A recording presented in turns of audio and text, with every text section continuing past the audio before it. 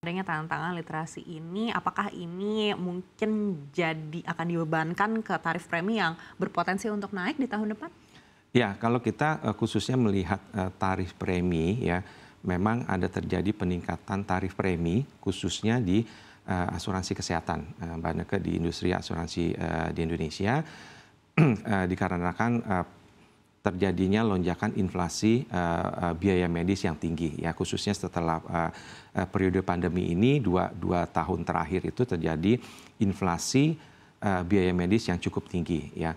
Hal itu direspon oleh perusahaan asuransi jiwa di Indonesia dengan menaikkan tarif premi asuransi kesehatan khususnya ya. Nah, itu juga kita FED Insurance Indonesia juga selalu melakukan evaluasi melihat seperti apa proyeksi di tahun 2025 apakah inflasi biaya medis ini akan terus melonjak atau dapat dikendalikan. Baik, seberapa besar kenaikannya kalau menurut proyeksi dari FWD? Apakah akan signifikan dibandingkan dengan di 2024? Ya, kalau kita lihat di statistik telah terjadi terakhir ya 18-20% inflasi biaya medis ya. Nah, kita ingin tentunya industri asuransi jiwa khususnya kita ingin kita bisa mengendalikan inflasi biaya medis ya dengan stabil ya. Dan kita juga nggak ingin bahwa perusahaan asuransi itu setiap tahun menaikkan biaya asuransinya gitu, karena itu menjadi beban kepada nasabah tentunya ya. Dan karena baliknya adalah yang kita bebankan kepada biaya premi nantinya kan. Jadi kita berusaha memperbaiki ekosistem pengelolaan khususnya asuransi kesehatan yang saat ini mendominasi untuk kenaikan tarif premi di Indonesia. Baik, apakah inflasi medis ini menjadi faktor utama penentu harga tarif premi? Betul. Jadi khususnya di asuransi jiwa, risiko proteksi itu yang menentukan tarif premi yang kita bebankan kepada nasabah tentunya ya. Jadi semakin tingginya inflasi biaya medis tentunya beban biaya premi asuransi juga semakin tinggi, Mbak Neke ya. Jadi kita sama-sama melakukan evaluasi dan monitoring bagaimana ekosistem khususnya asuransi kesehatan di Indonesia ini ke depannya lebih baik lagi supaya inflasi itu dapat stabil dan biaya tidak melonjak selalu setiap tahunnya. Baik, lalu faktor-faktor apa lagi yang juga menentukan harga atau tarif premi sebagai edukasi untuk pemirsa juga? Ya, jadi kalau khususnya di asuransi jiwa itu banyak faktor dalam hal penentuan tarif ya, Mbak Neke ya. Jadi di FWD Insurance Indonesia sendiri yang kita berfokus kepada nasabah dan juga teknologi digital, kita juga mempunyai satu perusahaan asuransi jiwa itu diwajibkan memiliki satu aktuaris perusahaan ya. Jadi disinilah kita menerapkan prinsip-prinsip standar praktek aktuaria dan juga senantiasa mengacu kepada ketentuan peraturan otoritas jasa keuangan dalam hal penetapan tarif ya. Jadi faktor-faktornya banyak. Yang pertama adalah dari pembentukan tabel mortalitanya, tabel morbiditanya, insiden orang masuk rumah sakit dan sebagainya, itu kan didorong oleh pengalaman klaim ya. Jadi kalau semakin tinggi klaimnya, insidennya semakin tinggi, hal itu akan mendorong kepada peningkatan tarif premi ya. Oleh karena itu kita senantiasa melakukan evaluasi, monitoring ya, bagaimana bahwa tarif ini tentunya dari tahun ke tahun itu bisa stabil lah, nggak harus selalu meningkat ya, karena hal itu akan mengurangi daya beli nantinya di masyarakat di Indonesia khususnya. Baik, terkait dengan klaim kita tahu ada bencana juga di akhir tahun ini yang sudah mulai terlihat begitu berupa erupsi di NTT sana. Apakah ini juga menjadi perhatian dari FWD akan kemungkinan adanya klaim yang melonjak di akhir tahun?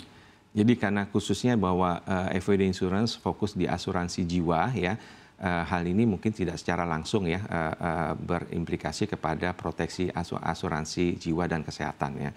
Jadi kalau di FWD itu kan kita fokusnya di asuransi jiwa ya, bukan di asuransi kerugian atau umum, Mbak Neke ya. Jadi tapi kita tetap monitor setiap ada implikasi dari bencana dan sebagainya dalam hal jangka panjang tentunya kita lihatnya.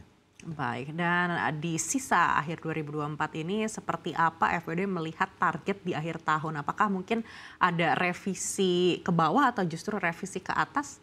Ya, jadi kalau kita ingin selalu pertumbuhan itu selalu positif ya, bahwa di kuartal keempat terakhir ini kita kerja keras FWD Insurance untuk mengejar target-targetnya dalam hal pertumbuhan positif di pertumbuhan preminya.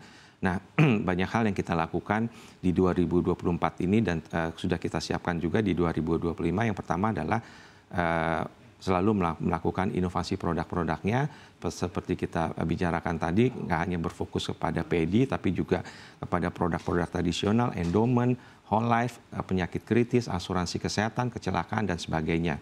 Nah, FWD sendiri, kita inovasi yang kita baru meluncurkan juga produk proteksi, FWD Legacy Protection di kerjasama dengan bank insurance yang kita, juga dengan di keagenannya kita, memang banyak produk-produk tradisional yang kita luncurkan di tahun 2024 ini untuk menjawab atau merespon kebutuhan minat dari masyarakat tentunya.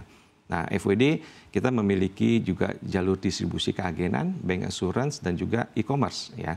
Di keagenan kita memiliki 12.000 tenaga pemasar saat ini yang memiliki 40 kantor pemasaran di seluruh Indonesia. Jadi kita memperluas akses masyarakat untuk penetrasi insurance di Indonesia. Kita juga punya 6 bank partners ya. Dan bank insurance saat ini kita dengan yang utama dengan Bank OCBC ya. Dan kita juga punya jalur pemasaran e-commerce secara online. Jadi produk-produk yang sederhana dapat dibeli oleh masyarakat melalui pembelian langsung tanpa melalui tenaga pemasar ya. Nah, karena kita berfokus di nasabah, di Oktober kemarin kita melakukan aktivitas yang kita sebut adalah Customer Month, yaitu ada hari pelanggan kan di bulan Oktober. Kita melakukan kegiatan FWD Sesapa, yaitu sehari menyapa nasabah ya, yang kita lakukan di tiga kota besar, Jakarta, Medan, dan Surabaya.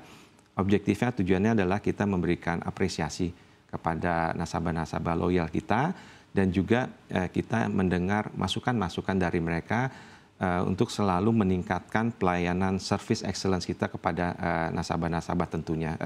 Kepada nasabah-nasabah kita ingin mendengar apa sih yang mereka harapkan dari pelayanan service excellence ini ya.